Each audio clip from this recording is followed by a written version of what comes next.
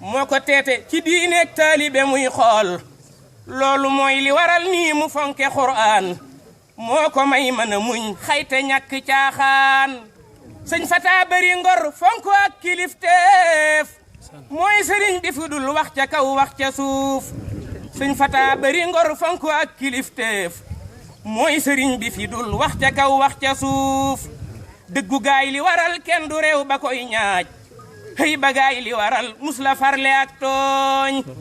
tabbu dul wane wooy sëñ Fata na ngeen laaj maslukat ya fa baaxoo di dem nde duñ xaaj tabbu dul wane wooy sëñ Fata na ngeen laaj maslukat ya fa baaxoo di dem nde duñ xaaj aka fonku juma ajumaam ja day teel buy ziyaar sëriñam mbég ma fes na ngeen xool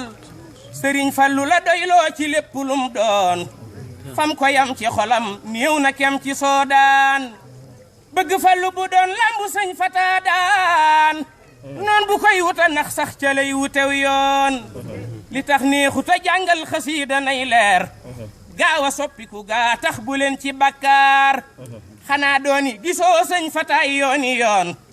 xéewalam ya di yol ngir sëriñ bi bul teen sëñ Abdou Fata nii nga mel dañoo neex mat nga sëkk sëriñ am la doy na ak féex yëg sa taalibe yee tax nga leen di cokkaas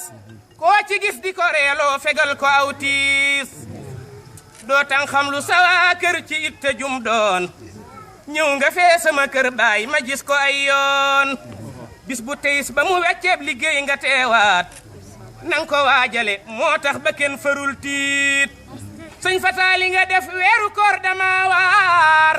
naaju tàng nga jug dal di julli tusbaar ñëw baqiyan ñu lay ñeewantal nga far toog tim bàmmeel ba di ñaan muy lu kenn mësul foog ku lay ŋaññi xamul saw doxin ci soodaan